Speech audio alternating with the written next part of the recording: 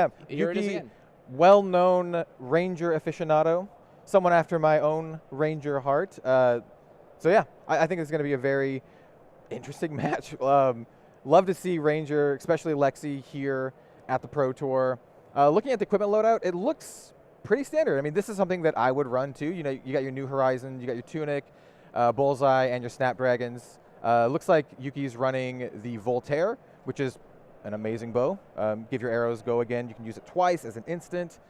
Just really, really solid stuff. And then here on Dash, we see a very similar, if not exactly the same loadout as the previous Dash that we just saw here. Yeah, I mean, look, we saw the Dash win the previous game. Here is Gary Lynch on Dash, also at 1-0. So Dash is has a lot of W's under their belts right out of the gate. But Yuki is not at all. In no way is Yuki scared of this. Yuki on Lexi is almost a sure thing in many cases. This time, pitching the red, activating Voltaire. I believe that's an endless arrow. Yep, endless arrow into the Arsenal face up. That will give her an extra Arsenal slot because of the New Horizon. And this is kind of like, I would call this a very, very typical turn one play for Lexi, right? You don't give your opponent that mulligan, by attacking. You're just like, hey, I'm really comfortable setting up, right? I got my double Arsenal here. I got my 4-card hand. So I can, possibly go in with a much bigger pool of resources during my next turn to apply a lot of pressure. There you go, another Teklo Pounder. That's a Teklo Pounder with cheese, man. Like that is, you got double up on that one, baby. Yeah, heck yeah. You got the 2-for-1 going on over there. Teklo Pounder again. This is an indicator. A lot of the times, you're playing against Lexi. Is it an aggro Lexi? Is it more of a control ice version Lexi? When you see Teklo Pounder, you know that you are going to get just jammed with attacks over and over. Just the name, Teklo Pounder.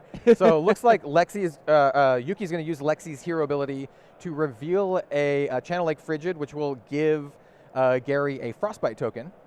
Yeah, those Frostbites, again, these are the ones that really kind of create that disruption effect, really jam up your hand. It gums it up in the sense that, when you see that, you know you're going to get frostbitten against Lexi. A lot of different heroes, for instance, when you're playing Starvo, you know that the frostbites are going to come off of the Ice Hammer, but they have to hit. With Lexi, that's not the case. You reveal the card, and you already get the benefit. Yeah, and here we have an Art of War coming from Yuki. Very interesting for Art of War. I'm not sure what mode she's going to go with. Very likely draw 2 if I had to guess, and then either... very likely go again, I would say. So drawing 2 cards over there as well, filling up the hand. And when it comes to card draw for Lexi, you usually rely on things like 3 of a kind, right? Yep. And 3 of a kind. Art of War, a nice addition as well. Just being able to not just cycle through the hand, but just create, especially when Voltaire can load multiple times, you're going to see these go wide effects that, in conjunction with the ice, you can really create 1, 2, 3, maybe even 4 frostbites to. You might not be buying too many cards out of your opponent's hand, but you're just freezing him out potentially of even coming back at you. Yeah, 100%. Oh, and here we do have the, I think she just gestured that it does have Go Again, so this is Endless Arrow with Go Again. With an Ice Quake on top of it as well, and that's going to be nasty. So whenever an attack hits this here, you're going to get another Frostbite, and that's a big attack. 7 with Endless Arrow, and Endless Arrow upon hit will go back into your hand. Oh, yeah. It's as a Ranger player, it's very nice. It's very nice to have it come back in your hand. Yeah, it's pretty good. Pretty good. Yeah, and still has the Channel Lake Frigid just available, just sitting there in Arsenal, presenting a lot of damage and also like controlling and taxing effects just right off the bat. And Channel Lake Frigid against a deck like Dash, where you're going to be boosting, you're going to be getting Go Again, it's going to become exceptionally expensive and taxing for you to continue those wide turns. Those 2 or 3 attacks in a row might, just Channel Lake Frigid on the board could potentially be worth about, 3 or 4 life by the virtue of it not allowing your opponent to present an extra attack. Yeah. So it's such an important card. I've had conversations with so many people. I said, what's the most powerful card? And many people say, it's Channel Lake Frigid. Channel Lake Frigid is probably one of the most powerful cards out of Tales of Aria. It is absolutely brutal. Like, if you've ever played against a Channel Lake Frigid, especially if you're playing an aggro deck, a go-wide deck, it is back-breaking. Any card that costs 0 now costs 1, and that in Flesh and Blood is such a big deal. Like, it just rips multiple cards out of your hand. It's just so innocuous, right? Yeah, so here comes, we're going to present a little bit of defense here, but as you can see, another Frostbite has been generated, that Endless Arrow put back into hand, so that card did its work between Artivore, the Red Ice Quake as well, and the Endless Arrow. We're going to get another activation of Voltaire and load up another arrow as well. Yuki not done here. Yep, this is our first Voltaire activation for the turn. She loaded up the Endless Arrow on the previous turn.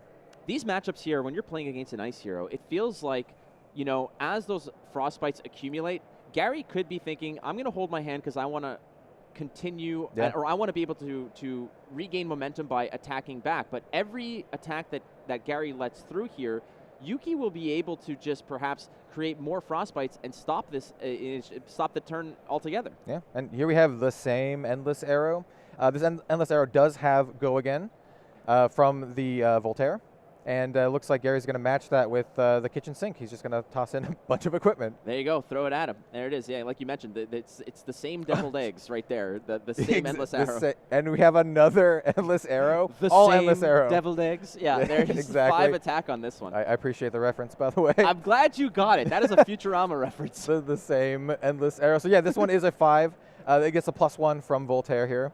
And this is what we're talking about, because those are cards that Gary could have used to clap back here, but with the amount of Frostbites that have accumulated, those turns became moot because you cannot pay for those turns. So this is the sheer, you know, disruption of just a couple of Frostbites. And even though the health totals are very similar, it's only, you know, Yuki's had these phenomenal turns, but only has gone through, she's only really penetrated for 4 damage. But the beauty of this is that it's basically bought the turn back for her to go out. It is like an absolutely massive tempo swing. Like, not only did you push damage like you said, but you ripped so many cards out of their hand, and it's just going to be brutal. Like, brutal for Dash to come back and have like a turn that threatens Lexi at all. And you have to kind of threaten, you know, the Ranger. If they can just keep their entire hand, it's going to be very, very difficult to climb back, especially with a Channel Lake Frigid just sitting out in the open in the arsenal.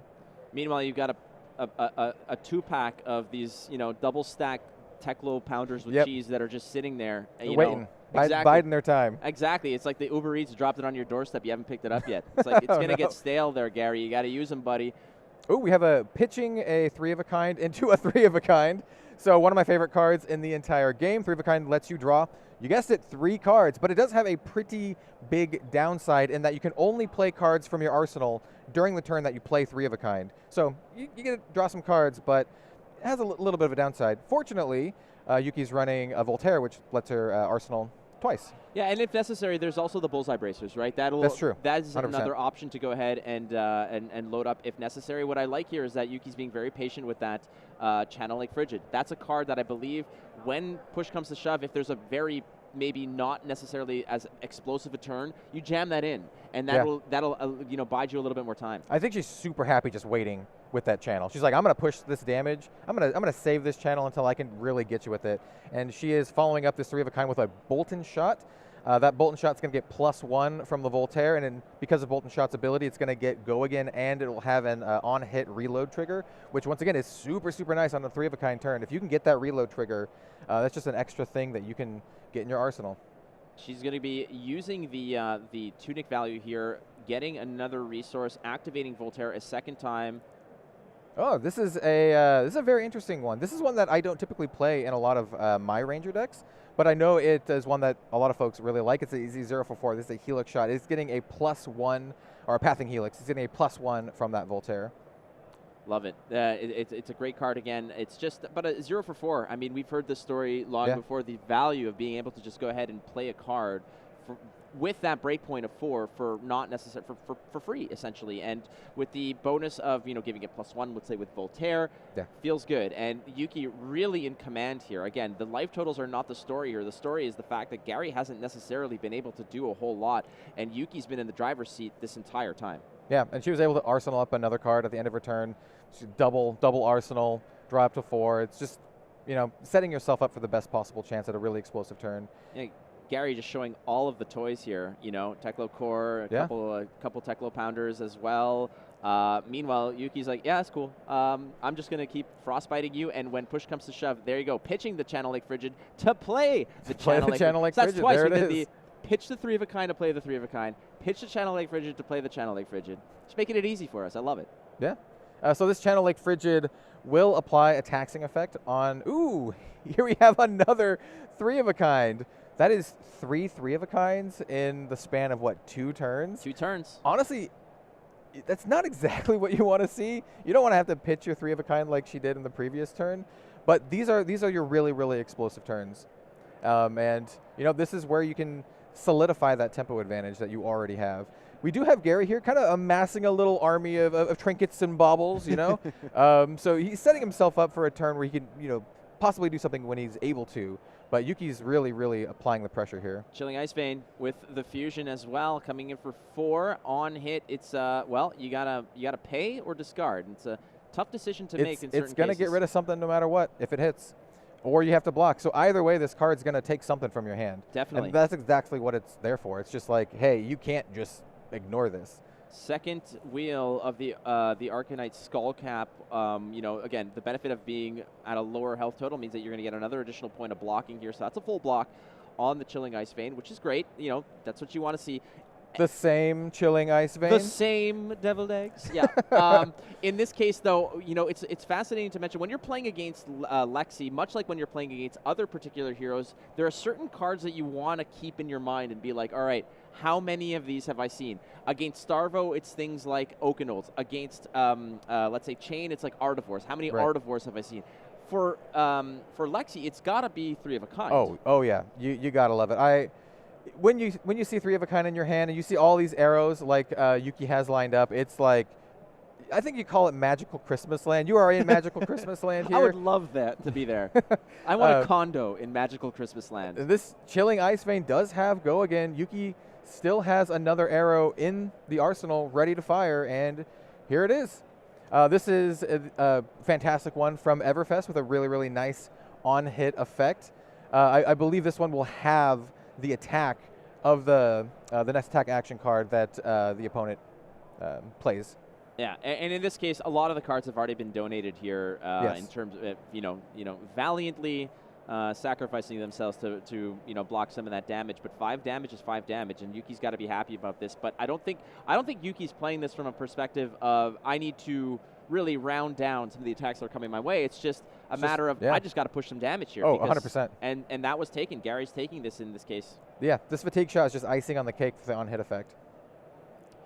All right, and what's fascinating here as well is it's worth noting is that some of these other attacks, keep in mind that they're inherited down the line, right? So it's not 100%. just one particular attack that says if it hits, do X, like create a frostbite or whatever. It's all subsequent attacks, and double Chilling Ice Vein is double on hit, so it really can get out of hand. Yeah, and I would like to note too that Gary has now used both of his heavy block equipments already. He has 2 counters on the Arcanite Skullcap and 2 counters on that Tekla Foundry Heart. And let's be real, there's a Channel Lake Frigid out, but it was in response to a turn, or it was played during a turn where, you know, Yuki's not necessarily thinking Gary's going to come back, but maybe now's the time. Just open up some of that arsenal space. This is a nice way to protect, you know, just the reach that Gary might have on a counterattack as well. But Yuki has done the work that Yuki needs to do early, which is get a lot of that blocking equipment out of the way, so more so of those 4 attacks, those break points, are no longer very, you know, efficiently blocked by the equipment. Exactly. You basically just want to get the tempo and then maintain the tempo with like this mixture of like aggro and taxing effects, and it can be quite potent. And so here we have a throttle coming in from Gary. Are we going to have some quarter pounder with cheese action here? Oh, and bacon, because take a look at that. There's double, 2 of them right here. So as you can see, Gary is just showing the Uber Eats right there, the Tekla pounder with cheese and bacon on this one. So the throttle's coming through again. 5, you got to pay 2, but 5's a real nice one, and if it's going to get a couple extra sprinkles on it, why not? So Gary presenting some of that clap back here. And I think it looks like Yuki's just happy to take it. Yeah.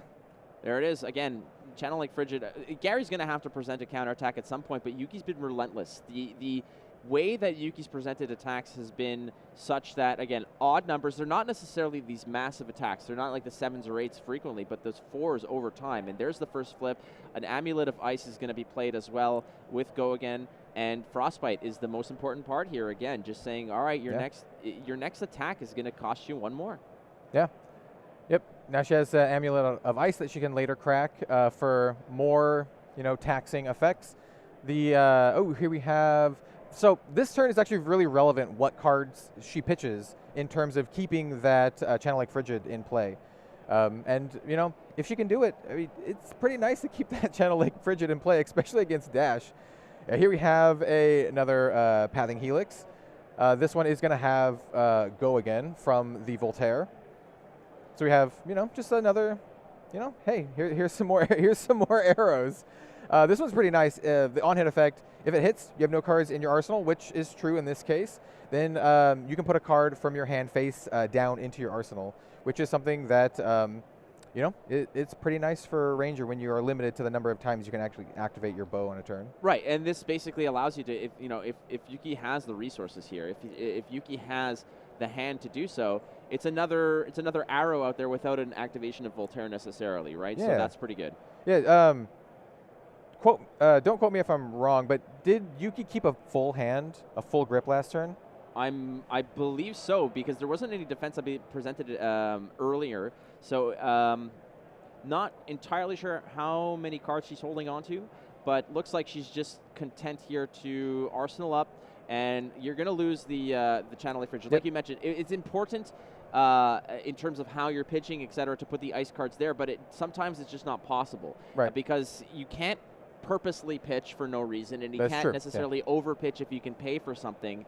So sometimes it's difficult to get that second wheel of Channel Lake Frigid. Yeah.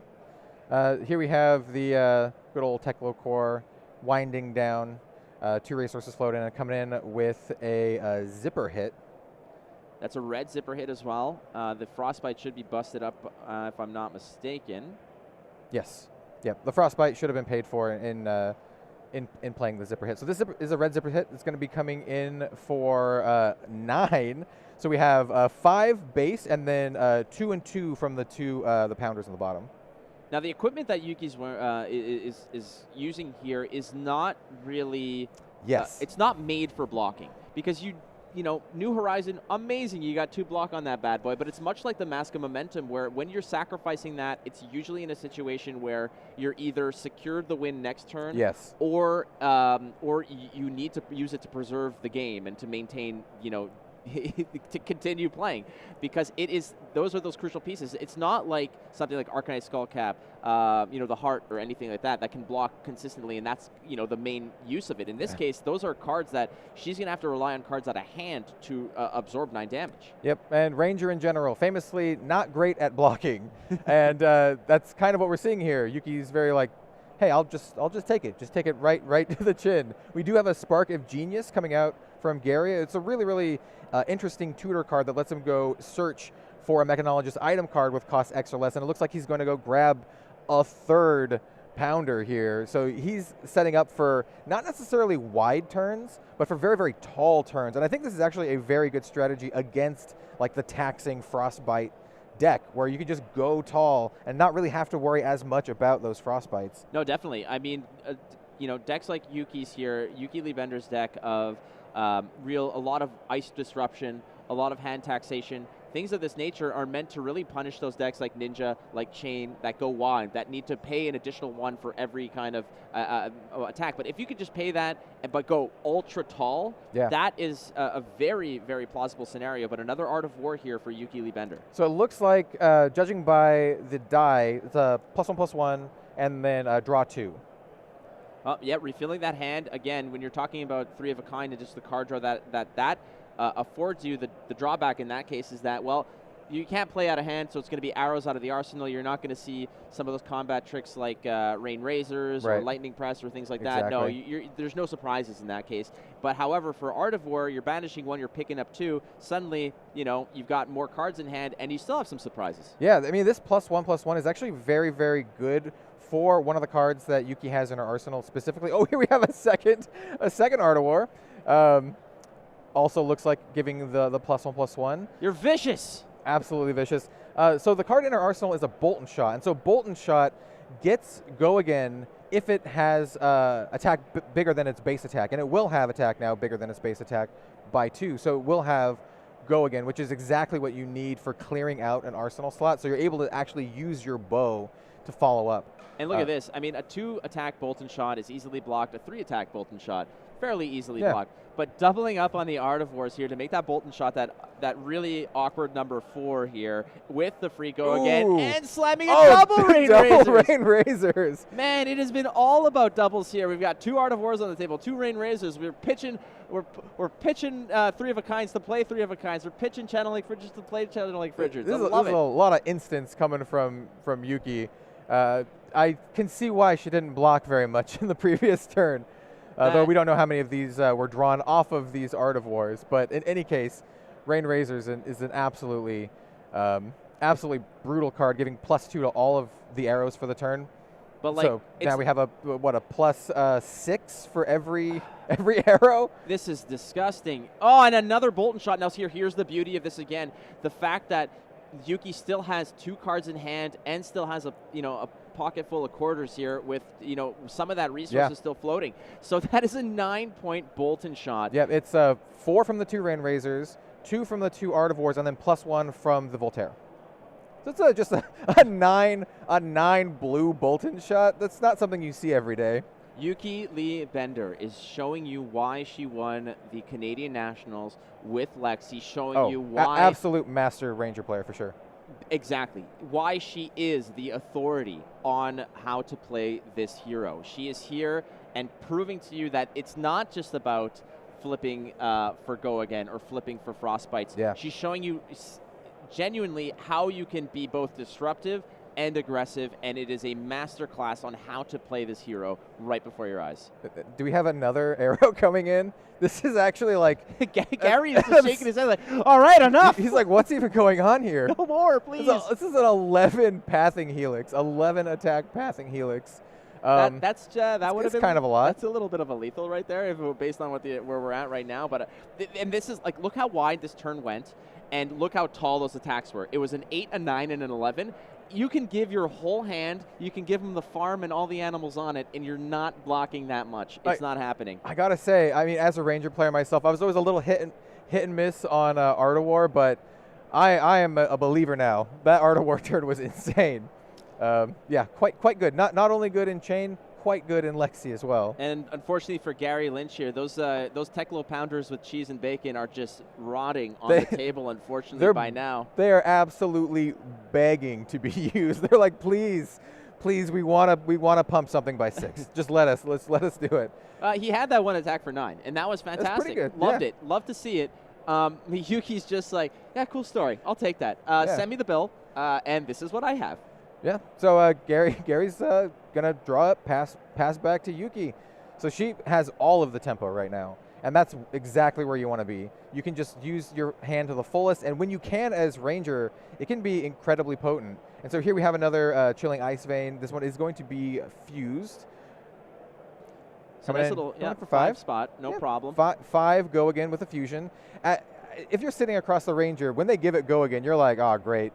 We're definitely going to see more arrows coming. And take a look at this. Again, this is what I was mentioning earlier. Chilling Ice Vein, whenever an attack deals damage to a hero this turn, it's not just this attack, it's all subsequent attacks as well. So that is going to get inherited by all the other attacks. So Gary here is saying, all right, I got to block this one out because I don't want to lose a card. Next one that comes through, probably the same deal as well. So, and when you're playing Voltaire, first ones usually go again, second one's possibly +1, and it's always going to be awkward. But take a look at this. That's the first use of the Amulet of Ice. Yep, we have the uses of the Amulet.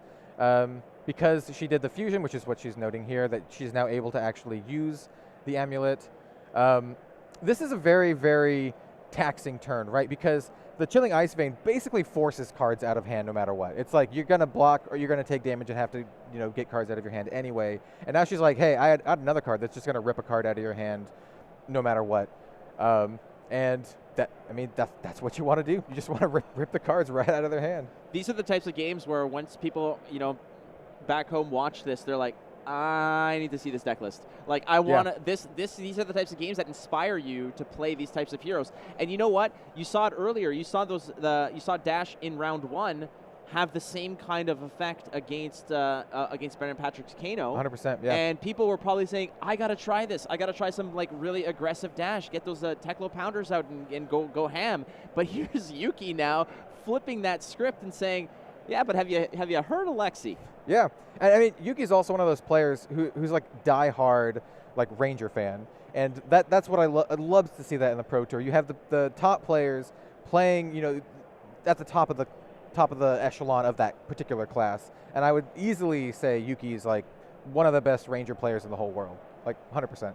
I got to agree there, and in this case, as you saw, another use of the amulet immediately popped, saying, "Pay for this. You got to cut. It cost you 2." And we're going to jam up some more attacks as well. Gary sitting on 6. Yuki in such a comfortable position at 26 here. She took his whole hand that turn. Absolutely the whole hand. Left it wide open for an attack. This is like the saddest Teklo Core countdown. It's just like, counting it down. It's starting to look like, one of the vendors. It's like, here are the cards I have. Like, I just want you to look at them. They're under a glass display. I ain't going to play them necessarily, but here's an attack. This is finally a little bit of a comeback here. Zipper hit with all of the Teklo Cores. The Teklo Pounders are being counted down, so that should be a +6 if I'm not mistaken. So why not? Hey, 10 is a big number. Gary's very happy to gleefully count all of these down. Like, all right, let's add up all this damage. Let's do some damage to pressure Yuki's hand as much as I possibly can. But Yuki, as you're sitting there, you got to be thinking to yourself, do I care? No. Like, do I care about this 10 at all? Yuki's just like I said, again, send me the bill. I'm all right with this. And not even considering it. Basically, that decision tree at that point is, all right, on hit, is there an on-hit effect? No. Is it lethal? No. I'm not blocking. Like, let's move to my turn because I got to end this up because I'm hungry. We got to move on. So looks like we have a, this is a Ranger Classic. This is another 0 for 4. This one does have an on-hit effect. I believe this one is this a Searing Shot? Searing Shot, yep. The on-hit effect's really interesting. It just forces your opponent to lose 1 life if they take it. It's a weird place in Flesh and Blood where it's not arcane damage, it's not like damage, they just lose 1 life. Yeah, much akin to like, let's say, Ode to Wrath. Here we have a Rain Razors played as an instant after blocks have been declared. So this is going to force some damage through, not only from the Searing Shot, but also from its on-hit effect. So again, at instant speed, the arrows will get an additional 2 attack. That one already coming in. It started as a 4. The block of throttle soaked up a little bit about that, but there's another Searing Shot again. The same Searing Shot. The same Deviled Egg. This one had for 5, but it's not just 5, ladies and gentlemen. It is way more than that. 7, That's right. Yuki had to put away the D6 because we're going way above. We're in what is that? Those are shapes I have never even seen in my life. D10? D10s. Maybe? Snappers getting used, and that looks like all she wrote. That is game. That is absolute game. As a Ranger fan, you'll love to see it. My heart goes out to Gary, valiantly playing Dash